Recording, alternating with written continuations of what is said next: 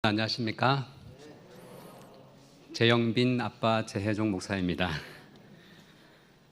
마스교회에서 이렇게 함께 온 가족이 와서 예배할 수 있게 하신 하나님께 감사를 드립니다.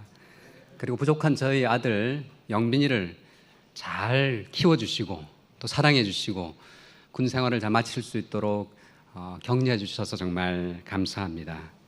아마 교회 생활 때문에 군 생활을 더 잘 보냈던 것 같습니다.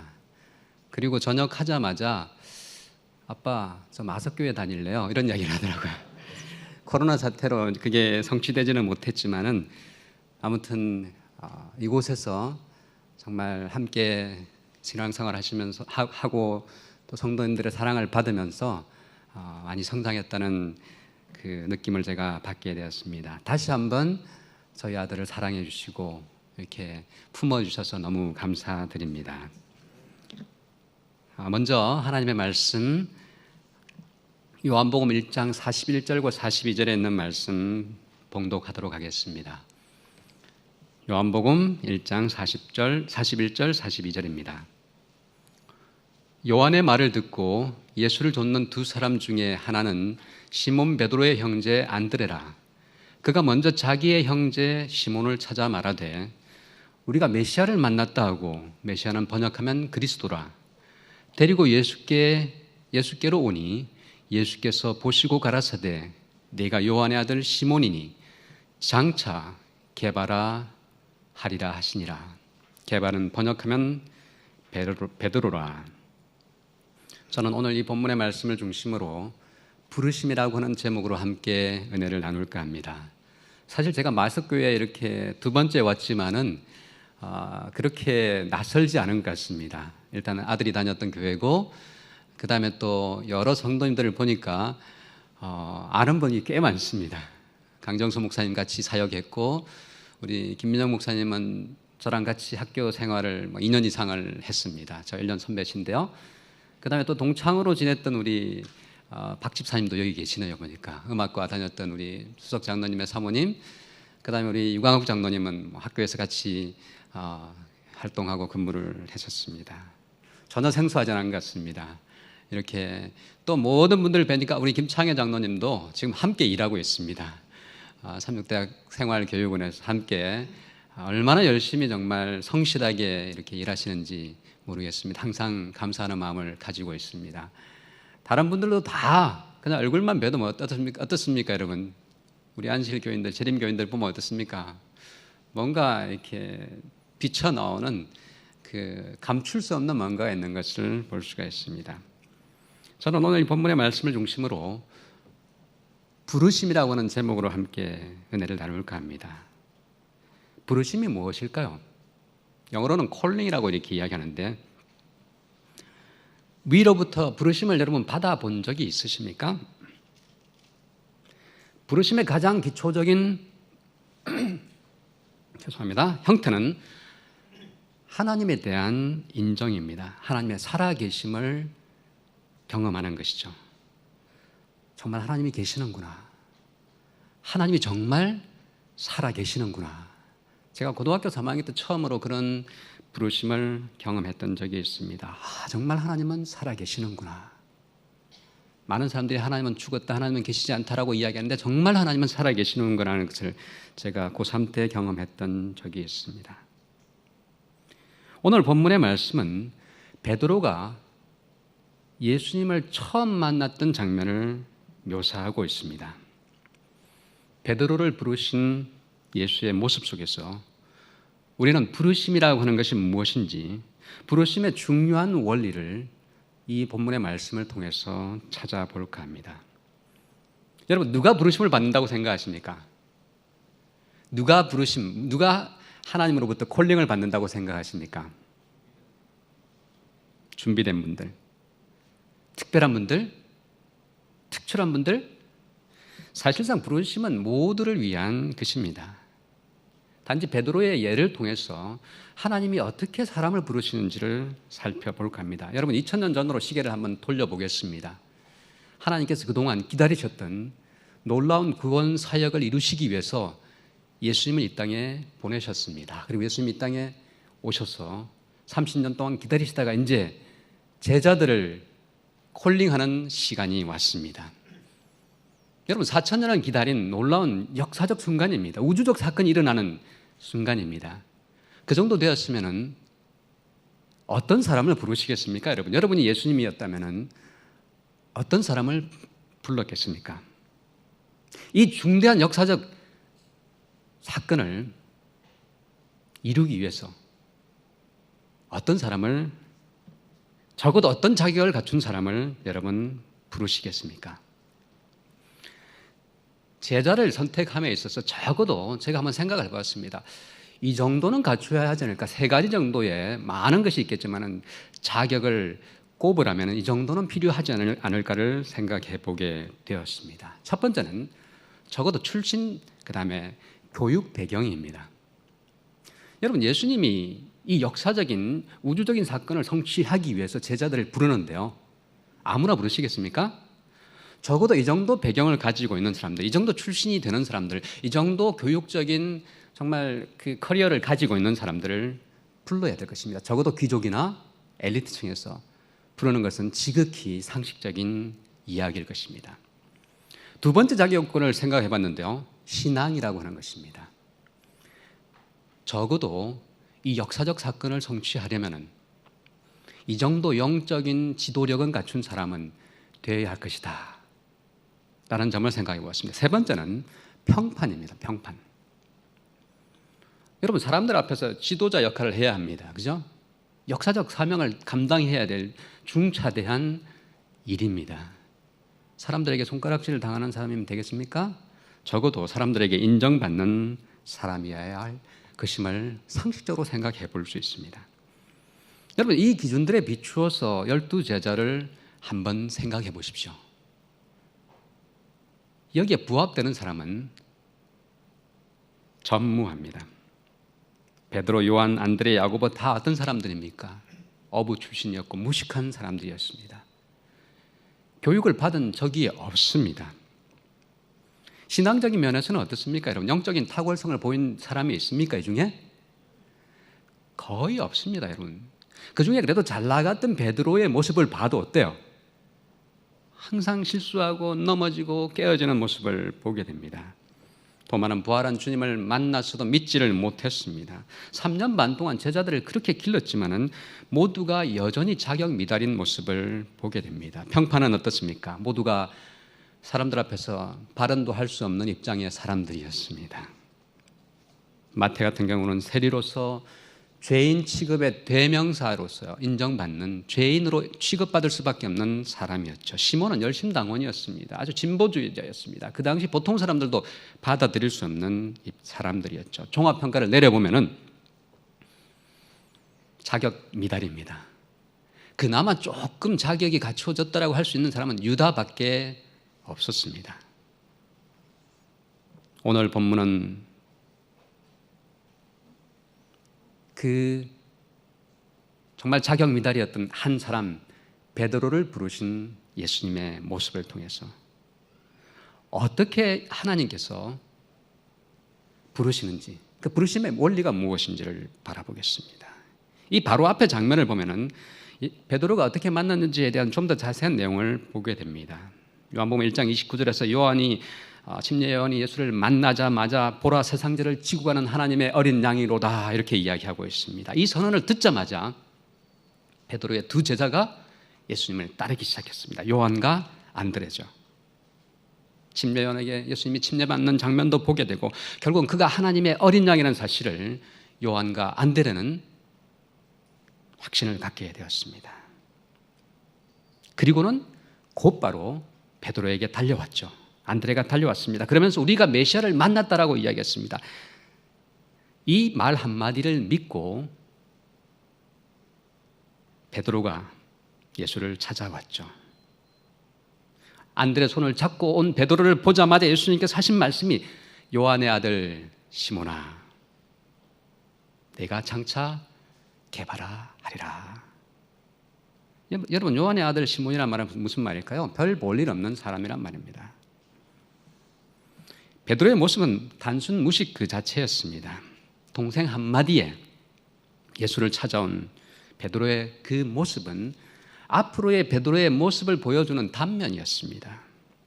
여기서 우리는 첫 번째 부르심의 원리를 보게 됩니다. 첫 번째 부르심의 원리는 하나님은 완벽한 자를 부르시는 것이 아니다. 저를 따라하십시오. 하나님은 완벽한 자를 부르시는 것이 아니다. 여러분, 예수님께서 왜 이 문제 많은 사람들을 제자로 삼았을까요? 시대소망 296페이지를 보면 그들에 대한 면면을 자세하진 않지만 어느 정도 설명하고 있습니다. 사도들은 습관과 성격이 서로 매우 상이하였다.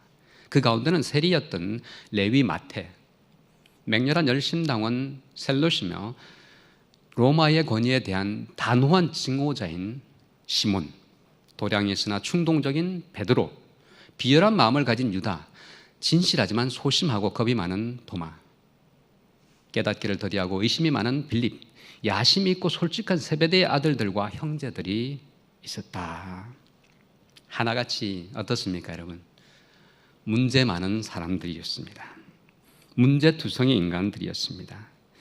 그런데 하나님은 완벽한 자를 부르시는 것이 아니라 문제 많은 자들을 부르셨습니다. 이유가 뭘까요, 여러분? 왜 이렇게 문제 많은 사람들을 하나님은 부르셨을까요?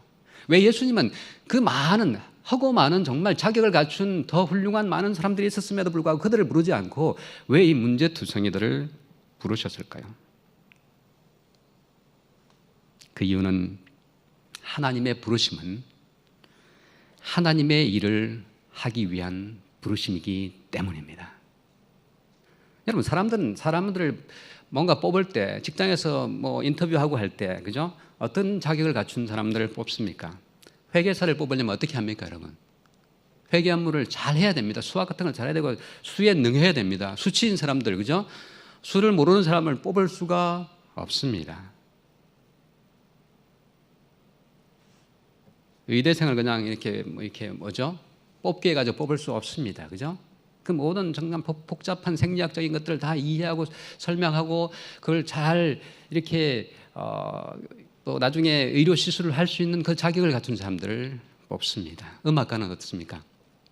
저 같은 사람은 음악을 할 수가 없습니다. 왜요? 저는 박자치입니다. 박자치. 그리고 음치입니다. 정말 감사한 것은 저희 집 사람이 이제 음치가 아니고 박자치도 아닙니다. 음악적인 걸 좀 타고났습니다. 근데 아이들이 그걸 조금씩 엄마로부터 물려받은 것 같아요. 정말 감사합니다. 네, 정말 감사한 일입니다. 사람들은 뭔가 그 분야의 재능을 가지고 있어야지만이 그 분야에서 활약을 할 수 있고 뽑히게 됩니다. 운동선수가 운동신경이 없으면 할 수가 없습니다. 하나님의 사람은 어떨까요? 하나님의 사람은 어떨까요? 하나님의 일은 인간적 재능으로 하는 일이 아니라는 사실입니다.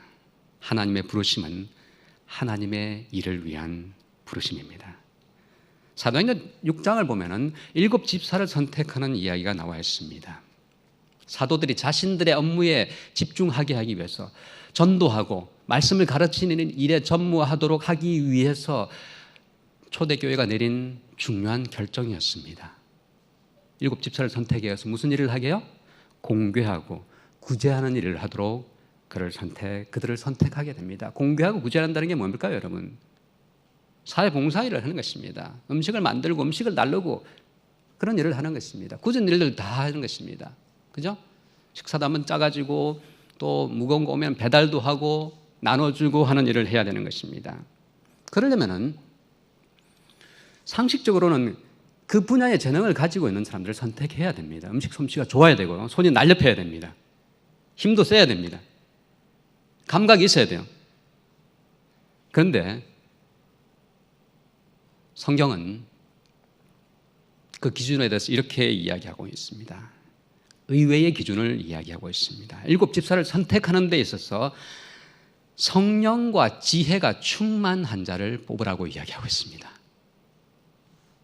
하나님의 일은 재주로 하는 것이 아니기 때문입니다. 하나님의 일은 하나님을 믿고 신뢰함으로 하는 것이고 하나님의 능력으로 하는 것이기 때문에 인간적 재능이 아닌 하나님을 의지하는 그 신뢰심으로 뽑는 것을 보게 됩니다. 스가랴 4장 6절은 우리에게 이렇게 이야기하고 있습니다. 하나님의 일은 힘으로 되지 아니하면 능으로도 되지 아니하고 오직 나의 신으로 되느니라. 제가 좋아하는 성경절이 있습니다. 빌립보서 4장 13절입니다. 내게 능력 주시는 자 안에서 내가 모든 것을 할 수 있다. 아멘 아닙니까 여러분? 하나님의 일은 내가 가지고 있는 재능으로 하는 것이 아니라는 것입니다. 내가 가지고 있는 재주로 하는 것이 아니라는 것이죠. 하나님의 일은 하나님을 믿고 신뢰하는 그 마음으로 하나님의 능력으로 성령의 능력으로 하는 것임을 보여주고 있습니다. 하나님의 부르심은 바로 이런 하나님의 일을 하기 위한 부르심인 것입니다. 아멘 아닙니까 여러분? 그 하나님의 부르심에 우리 모두가 반응하게 되기를 간절히 소망합니다. 여기 보면은 아주 멋진 BMW X6입니다. 최신형 자동차인데요. 하나님의 일이 작동되는 원리를 제가 설명하기 위해서 BMW X6를 여기다 보여드립니다. 물리학의 가장 기본적인 법칙이 뭡니까 여러분? 가장 기본적인 법칙이 뭡니까? 연력학 제1법칙이라고 이야기하고 있습니다. 연력학 제1법칙. 에너지 보존의 법칙이라고 이야기하기도 합니다. 이 자동차가 움직이려면 뭐가 필요합니까 여러분?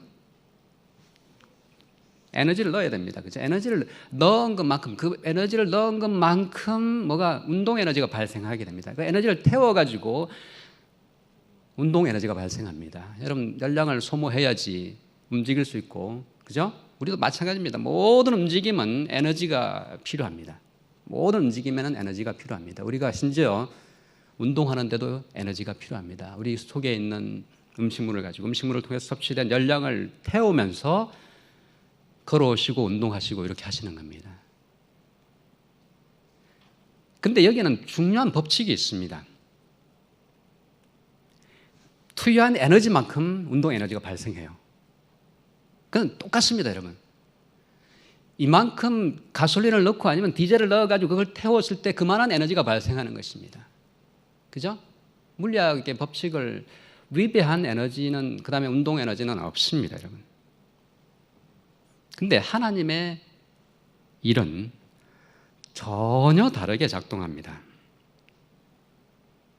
마태복음 17장 20절에 보면 이렇게 이야기하고 있습니다. 가라사대 너희 믿음이 적은 연곤이라 진실로 너희에게 이르노니 너희가 만일 믿음이 한 겨자씨만큼만 있으면 이 산을 명하여 여기서 저기로 옮기라 하여도 옮길 것이요 그것으로 끝나지 않습니다. 또 너희가 못할 것이 없으리라.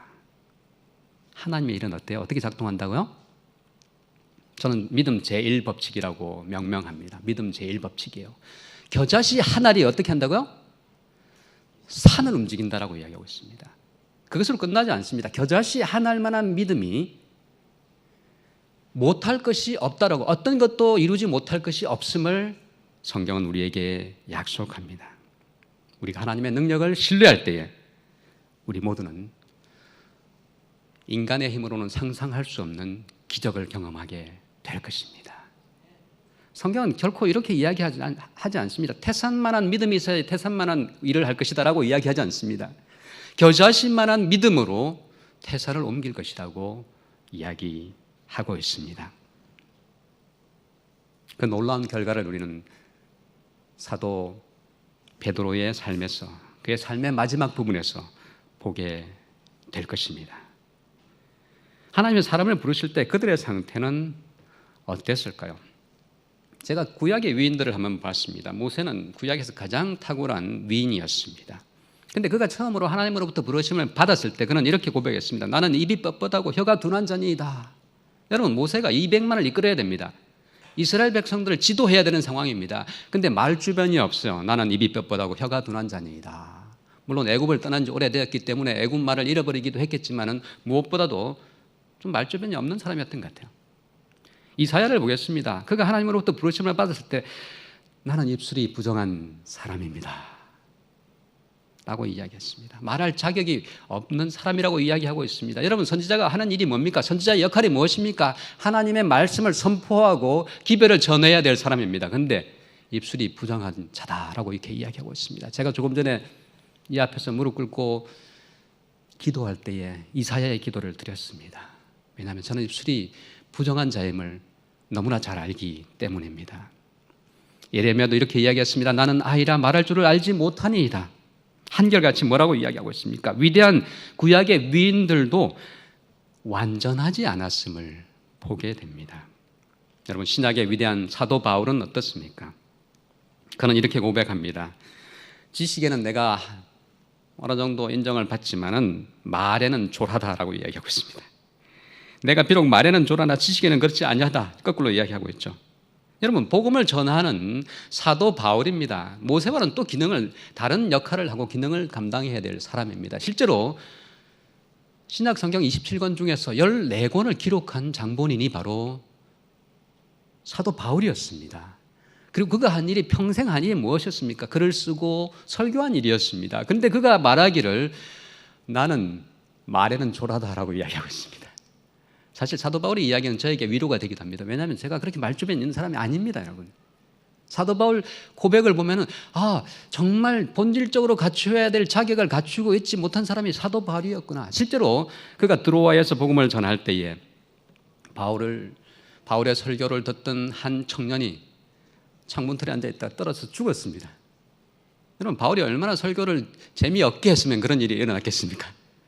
바울의 설교가 지금 어떤 설교예요, 여러분? 내일이면 떠나는 것입니다. 일주일 동안 정말 그의 모든 것을 바쳐서 설교를 하고 열정적으로 설교했는데 한 청년이 저기 창문틀에서 졸다가 떨어져서 죽었습니다.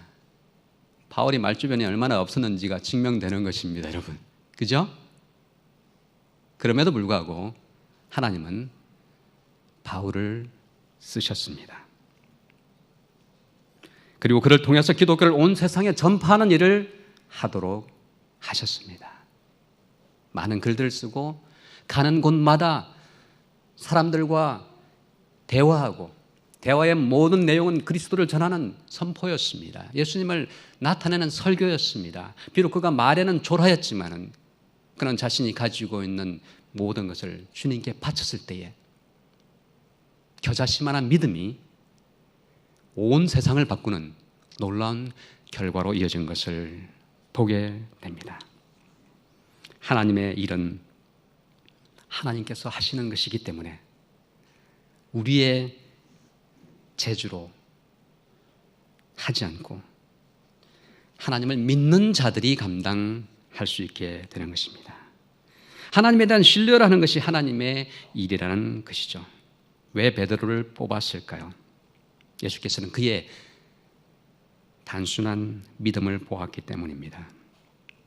안데레를 통해 처음 예수를 만나고 얼마 후에 베드로는 예수님의 풀타임 제자로 부르심을 받게 됩니다.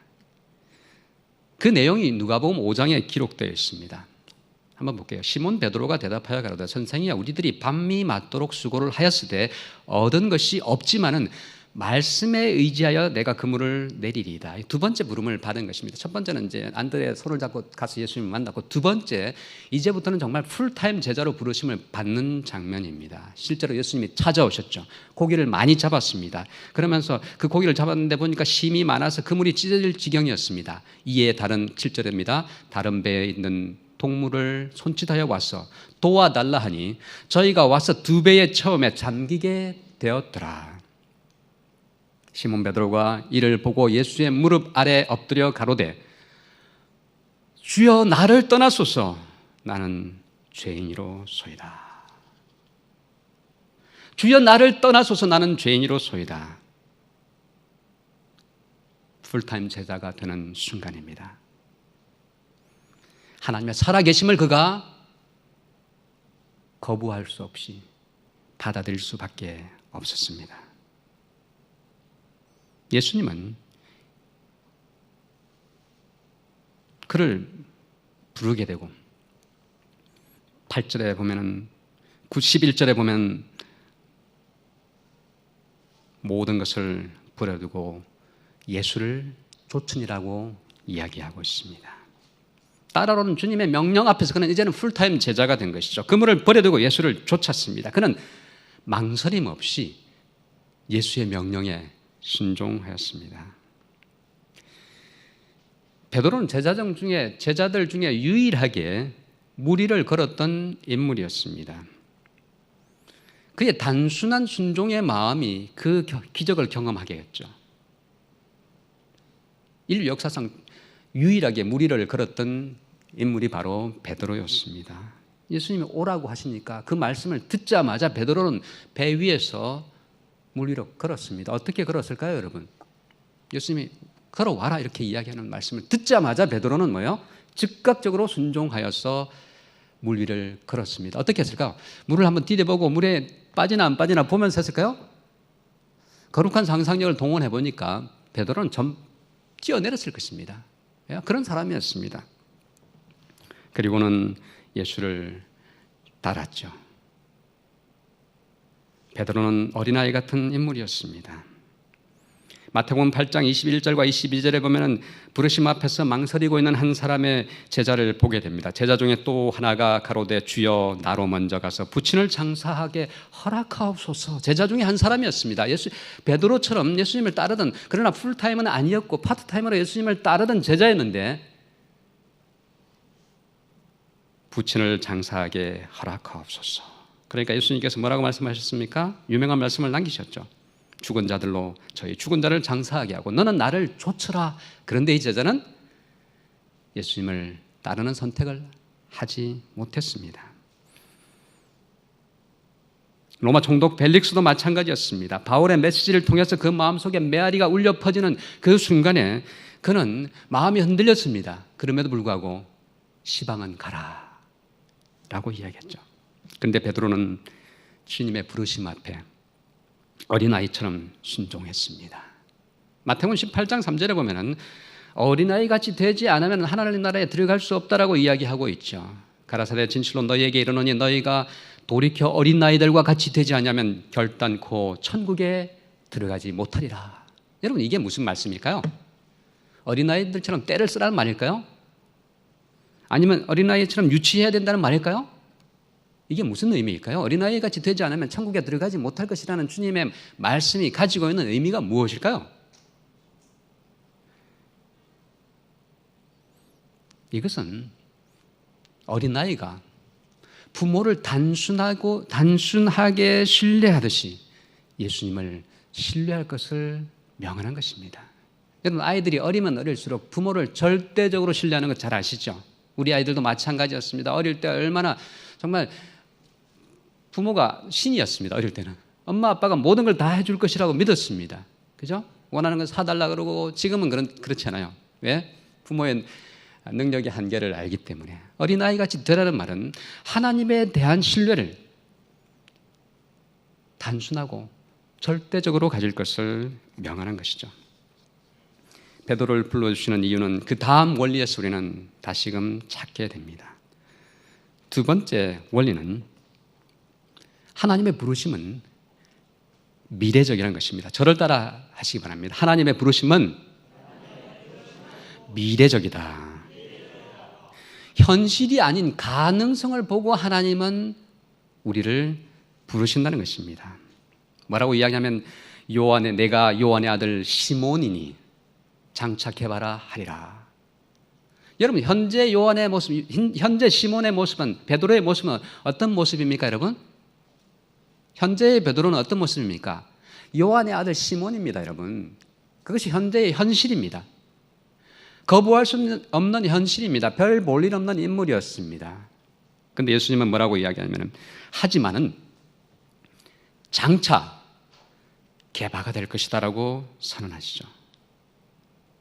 이 약속을 통해서 하나님의 부르심의 두 번째 원리를 보게 되는데 그것은 현재의 한계를 넘어서는 미래적인 약속이라는 것이죠.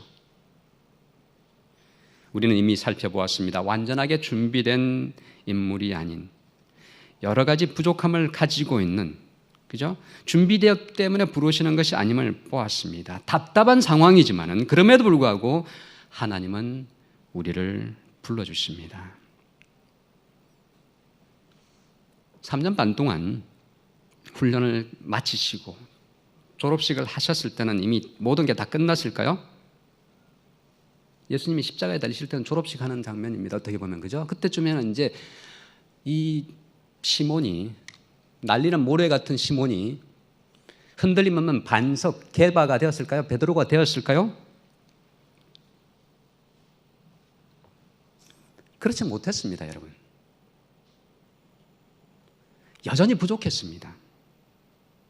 그럼에도 불구하고 그를 예수님은 계속해서 기다려 주셨습니다. 제가 아까 고3 때 하나님의 콜링을 경험했다는 말씀을 드렸죠. 정말 하나님이 살아계시는구나. 첫 번째 부르심이었습니다.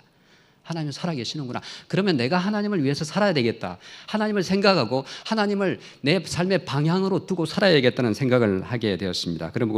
그리고 신학과에 들어오고 하나님의 일을 하려고 생각하게 되었습니다. 그런데 막상 목회를 나가려고 생각하니까 너무 두려웠어요.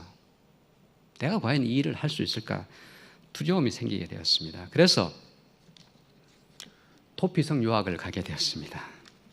학부를 마치자마자 유학을 갔는데 더 잘 준비하려는 마음으로 갔는데 사실은 두려웠기 때문에 가게 되었습니다. 그리고 두 번째 이제 그걸 마치고 또 이제 석사를 마치고 목회를 하려고 생각하니까 두려운 거예요. 준비가 되지 않았구나. 나는 부족하다.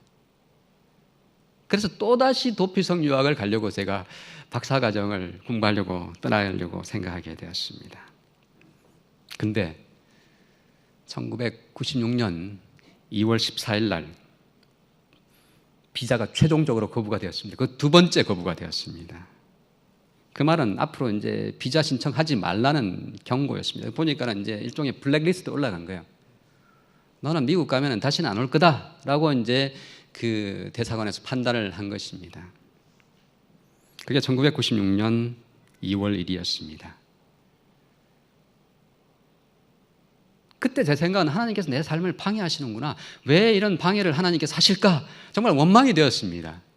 그런데 시간이 지나서 보니까 그것이 하나님께서 나를 부르시는 또 다른 부르심이라는 사실을 깨닫게 됐습니다. 그 이후에도 하나님께서는 오랫동안 기다려 주셨어요. 나중에 알고 보니까 이제 그게 한 25년이 지났어요. 24년 정도가 지났는데 알고 보니까 정말 하나님의 섭리가 있는 부르심이었다는 것을 보게 되었습니다. 왜냐하면 1997년 제가 유학 간 그 이듬해에 뭐가 왔냐면 IMF가 빵 터졌습니다. 만약에 제가 그때 미국에 갔더라면 공부 못 마치고 아마 국제 미아가 됐을 가능성도 있고 아니면은 뭐 다른 일을 할 수도 있었을 것 같다는 생각을 해보게 되었습니다. 비록 준비되지 않았지만은 여전히 연약하였지만은 제 삶을 되돌아볼 때 하나님께서는 끝까지 기다려주신 분이라는 사실을 보게 되었습니다. 예수님께서 베드로를 처음 만났을 때 내가 장차 개바라 하리라는 그 약속 후에도 오랫동안 기다려 주셨습니다. 첫 만남 후 3년 반 동안 그렇게 해 주셨습니다. 그런데도 여전히 베드로는 문제투성이의 인물이었습니다. 거의 졸업식 날 저녁을 한번 생각해 보겠습니다. 최후의 만찬 날 저녁이었습니다. 마지막 식사를 하고 있는 저녁이었습니다. 예수님께서 뭔가를 말씀하시니까 베드로는 뭐라고 이야기했습니까? 주여, 제가 목숨까지 바치겠습니다. 근데 예수님이 잡혀가게 되고 가야바의 법정에서 신문을 받게 되고 그가 가야의 법정에 몰래 들어갔지만은 두려움에 휩싸여서 예수님을 3번씩이나 부인하게 됩니다. 첫 번째는 그냥 부인했습니다. 근데 두 번째 부인할 때는 맹세하고 부인했습니다. 세 번째 그가 부인할 때는 예수님을 저주하기까지 하면서 부인한 것을 보게 됩니다. 십자가에 달리실 때 예수님을 그는 지켜보지도 못했습니다. 그 근처에도 있지 못했습니다. 여러분, 이게 베드로가 3년 반의 과정을 마치고 졸업할 때 모습입니다. 부활하신 주님을 만났을 때는 어땠을까요? 요한복음 21장 3절을 보면 부활 후 예수님을 만난 장면이 나오고 있습니다. 시몬 베드로가 나는 물고기 잡으러 가노라. 밤에 아무것도 잡지 못하였더니 이렇게 이야기하고 있습니다. 여러분, 풀타임 제자로 부름 받을 때 누가복음 5장에서도 그날도 고기잡이를 허탕 쳤는데 이때도 마찬가지였습니다. 그때 예수님이 오셔서 오른편으로 그물을 던지라고 말씀하셨죠. 그렇게 했더니 그물에 많은 고기가 잡혀왔습니다. 그리고는 아주 흥미롭게도 그 그물에 153마리의 고기가 잡혔다라고 성경은 이야기하고 있습니다. 153마리를 가지고 이런저런 해석을 하는 사람들이 있는데 그 의미는 저도 사실 모르겠습니다. 어쨌거나 수없이 많은 고기가 잡혔음을 알 수가 있는 것이죠. 그가 첫 번째 풀타임 제자로 부름 받았을 때도 그물이 찢어질 정도로 많이 잡혔는데 두 번째 잡혔을 때, 두 번째 그가 예수님의 정말 진정한 제자로 부름을 받을 때도 많은 고기가 잡혔습니다. 첫 번째 부르심에서는 그가 하나님이 살아계시는구나를 경험하게 되었고 그것이 첫 부르심이었습니다. 아마 우리 모두는 다 그 부르심을 경험했을 것입니다. 아, 정말 하나님이 계시는구나. 그리고 두 번째 부활 후에 물고기 153마리를 잡는 그날 베드로는 진정한 사명자로 부르심을 받게 됩니다. 그 부르심을 확증하는 선서가 요한복음 15장 15절, 21장 15절부터 그 이후에 기록되어 있습니다. 요한의 아들 시몬아, 여전히 그렇게 부르죠? 21장에서 지금 마지막 졸업식 하고 난 다음에 이제 다시 이제 다시 복습하는 겁니다. 요한의 아들 시몬아, 내가 이 사람들보다 나를 더 사랑하느냐. 일종의 부르심을 확증하는 선서 시간입니다, 여러분. 그가 세 번에 걸쳐서 예수님을 부인했는데 여기서 예수님은 세 번에 걸쳐서 그에게 내가 나를 사랑하느냐, 내가 나를 사랑하느냐 라고 말씀하십니다. 근데 헬라 원어를 보면은 내가 나를 아가파오 하느냐 물어봐요. 아가페 사랑이죠, 첫 번째는. 그죠? 두 번째도 내가 나를 아가파오 하느냐 물어요. 첫 번째, 두 번째는 그 요한이 사도 베드로가 뭐라고 대답하면 주님, 제가 필레오 합니다.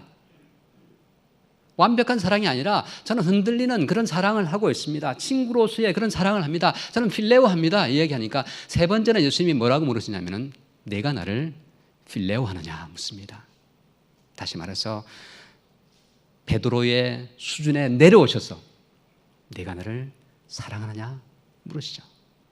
그때야 비로소 베드로는 주님께서 얼마나 오래 기다려 주시는지, 그리고 그동안 자기가 가지고 있던 그 모든 문제를 해결해 주시는 것을 경험하게 되죠. 세 번에 걸쳐서 주님은 이렇게 말씀하십니다. 내 양을 치라. 자기도 제대로 돌보지 못했던 베드로에게 이제는 주님이 사명을 주십니다. 내 양을 치라. 그 부르심은 이제 베드로를 사명자로 삼으시는 부르심입니다. 하나님의 부르심은 현재를 넘어서는 미래의 부르심입니다. 요한의 아들 시몬 베드로는 정말 예수님과의 3년 반 동안의 그 수학 과정을 거쳤음에도 불구하고, 모든 졸업식 과정을 거쳤음에도 불구하고 여전히 요한의 아들 시몬이었습니다. 그러나 주님께서는 그를 장차 개발하리라 약속하시고, 그가 개바가 될 때까지, 그가 베드로가 될 때까지, 그가 흔들림 없는 믿음의 장부, 반석이 될 때까지 기다려 주셨습니다. 인내하면서 그 모든 과정 속에서 예수님이 얼마나 답답하셨겠습니까? 그 예수님이 우리 모두를 향해서 그렇게 기다려 주신다는 사실을 기억하게 되기를 간절히 소망합니다. 우리가 그리스도인이 된다는 것은 분명한 사명자로의 부르심입니다, 여러분. 베드로에게 내 양을 치라는 명령, 똑같은 명령을 우리에게 주십니다. 하나님께서는 집사님들에게, 장로님들에게 성도님들에게 과연 어떤 사명으로 부르셨을까요? 나는 과연 어떤 사명을 가지고 주님께 부름을 받았을까? 이 시간 다시 한번 주님께 기도하면서 찾아보게 되기를 간절히 소망합니다. 이후에 베드로는 위대한 사도가 됩니다. 반석이 됩니다. 사도행전 2장 이후에 오순절 성령을 받고 베드로는 초대교회를 이끄는 지도자가 되었습니다. 하루에 3,000명이 거듭나고 침례받고 회개하고 주님께 돌아오는 놀라운 일에 주역을 감당하게 되죠. 이런 모든 사건들을 보면서 일련의 사건들, 기적들을 바라보면서 유대인 지도자들이 더 이상 예수를 설교하지 말라고 제자들을 불러서 협박을 하게 됩니다. 사도행전 4장 19절은 그 협박에 대해서 사도 베드로가 이렇게 고백합니다. 베드로와 요한이 대답하여 가로되 하나님 앞에서 너희 말 듣는 것이 하나님 말씀 듣는 것보다 옳은가 판단하라. 우리는 보고 들은 것을 말하지 아니할 수 없다라고 선언하고 있습니다. 여러분, 십자가 때까지만 해도, 그리고 부활 후 때까지도 여전히 연약하여서 흔들리는 갈대 같은 그 베드로가, 도망자였던 베드로가 믿음의 반석이 된 것을 보게 됩니다. 우리는 보고 들은 것을 말하지 아니할 수 없다. 이 고백이 우리 모두의 고백이 되었으면 좋겠습니다. 우리가 보고 들은 것을 말하지 아니할 수 없다는 고백은 그냥 단순한 고백이 아닙니다. 이것은 목숨을 건 고백인 것입니다. 여러분, 이 당시 1세기 당시 예수님이 십자가에 달리시고 그 예수님을 따르는 모든 것은 동일한 범죄에 동참하는 것과 마찬가지였습니다. 그래서 부활 후에 제자들이 어떻게 했습니까? 숨어 있었습니다. 숨어 있었어요. 문을 닫고 숨어 있었습니다. 우리가 보고 들은 것을 말하지 아니할 수 없다라는 고백은 예수를 위해서 내가 목숨까지 바치겠다는 그러한 고백인 것입니다. 마르투레스가 된다는 말인 것입니다. 증인이 된다는 말입니다. 헬라어로 마르투레스는 증인이라는 뜻인데요. 이게 영어 단어로 오면서 뭐가 되냐면 말트라는 단어가 나오게 됩니다. 말트라는 단어가 영어에서는 순교자입니다. 다시 말해서 1세기 당시 예수의 증인이 된다는 것은 순교자가 된다는 것을 의미하는 것입니다. 베드로는 요한의 아들 시몬이었습니다. 별 볼 일 없는 인물이었습니다. 아니, 어쩌면은 평범 이하의 인물이었는지 모르겠습니다. 근데 주님께서는 그를 개바로 불러주셨습니다. 복음을 위해서 자신의 목숨까지 바치는 사명자로 그를 삼아주셨습니다. 이 부르심은 우리 모두를 향한 부르심입니다. 그는 사람 앞에 살지 않았습니다. 사명자는 사람을 보고 살지 않는 사람들입니다. 그는 하나님 앞에서 과연 어떤 것을 하는 것이 옳은지를 판단하라고 이렇게 사람들에게 촉구하고 있습니다. 진정한 사명자는 마르투레스로 살고 하나님 앞에서 사는 사람들입니다. 제가 유식한 말씀 하나만 가르쳐 드리겠습니다. 코람데오, 저를 따라해 보십시오. 코람데오. 이건 기억하십시오. 하나님 앞이라는 뜻입니다. 하나님 앞에서. 사명자로 부름 받은 사람은 코람데오의 삶을 사는 것입니다. 하나님 앞에서 사는 것입니다. 사람 눈치 보지 않는 것이죠. 사람 눈치를 보기 때문에 어떻게 합니까, 여러분? 그 어떤 압력에 의해서 어떤 데는 나쁜 일도 하게 되어 있는 것입니다. 그죠? 사람들이 악합니다. 다 욕심이 많습니다. 그 속에서 살 때는 사명자의 삶을 사는 것이 만만치 않습니다. 주님께서 우리 모두를 하나님 앞에서 살도록 불러주셨습니다. 두 부르심의 원리를 통해서 하나님 앞에서 우리 모두가 살아가게 되기를 간절히 소망합니다. 하나님은 완전한 자를 부르시는 것이 아닙니다. 우리처럼 불완전한 자를 부르셔서 연약한 모습이지만 하나님의 일을 하도록 하셨습니다. 하나님의 부르심은 미래죠. 지금 보면은 겨자씨 하나이지만은 겨자씨 하나 같은 인생을 온 세상을 바꾼 위대한 인생으로 바꾸신 분이 우리의 하나님이십니다. 그 하나님을 믿고 그 하나님 면전 앞에서 살아가는 코람데오의 삶을 우리 모두가 살게 되기를 간절히 소망하면서 말씀을 마치겠습니다.